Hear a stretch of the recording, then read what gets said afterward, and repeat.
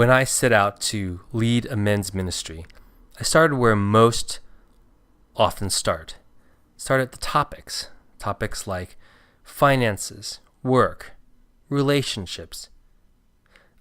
But as I started thinking about it, and as I started to lead some of these sessions, I saw that different men, depending on the seasons of their life, could relate to some and not to others.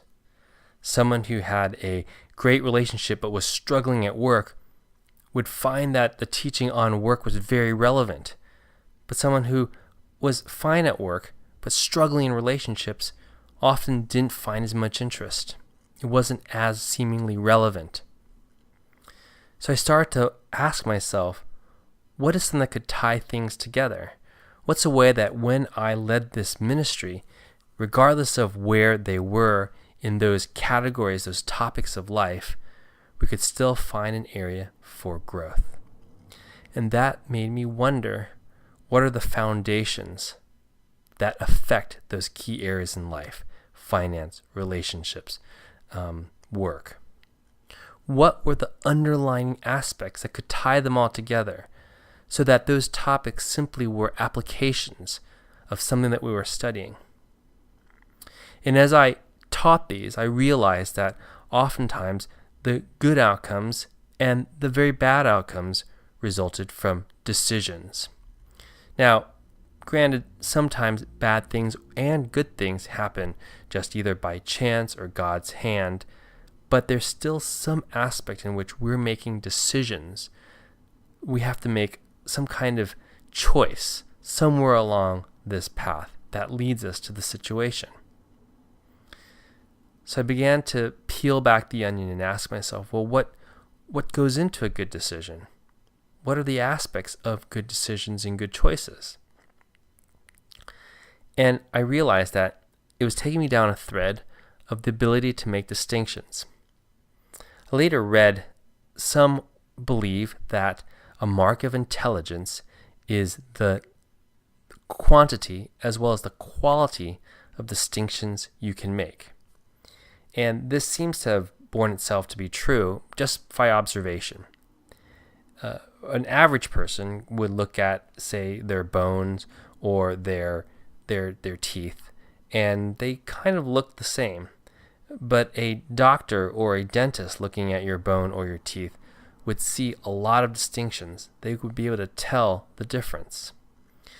An amateur photographer, or even someone who doesn't even practice photography, a picture probably looks as good one from the other. But a professional photographer is able to make distinctions and tell what parts were good, what parts were not as good. So distinctions became something that I realized was actually a powerful area. And the reason why I felt that this is an area to press forward is because of Romans 12:2. And it calls Christians to not conform to the rest of the world.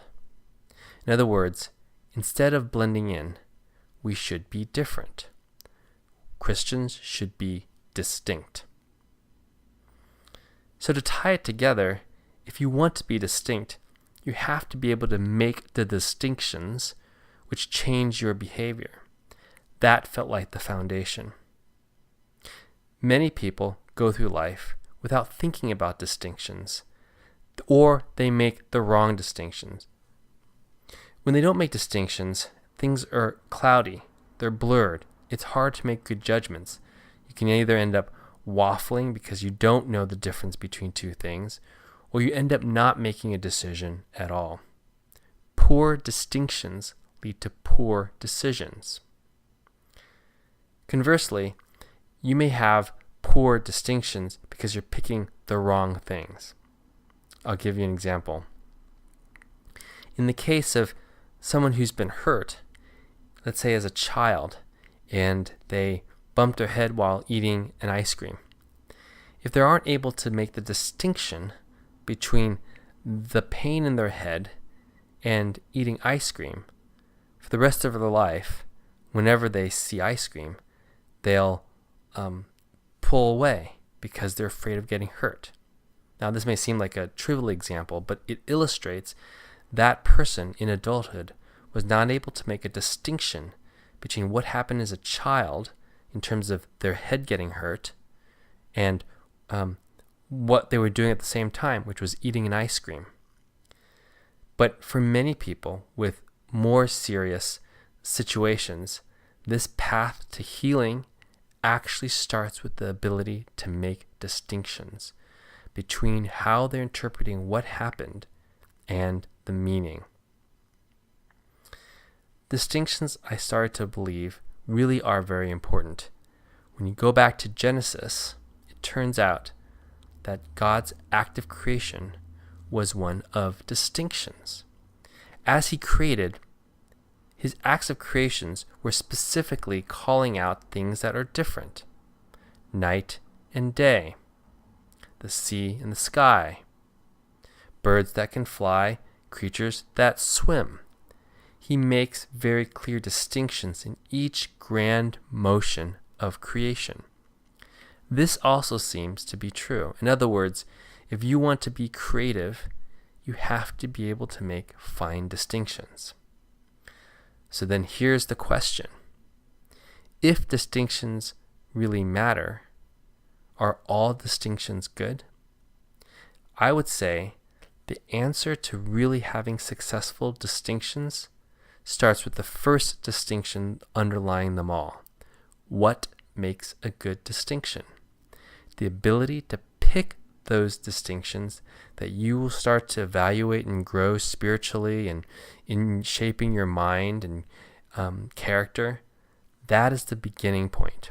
So that's where I began this series, was thinking, what are the right distinctions? Not all distinctions are good. And I felt that this is a place for us to really drill in, is to find, what does Scripture teach us about the distinctions we should be actively making within ourselves and in the decisions we make in our life across all areas of our lives. So as we start going forward through this, we'll start looking at specific distinctions that I think will make all the difference.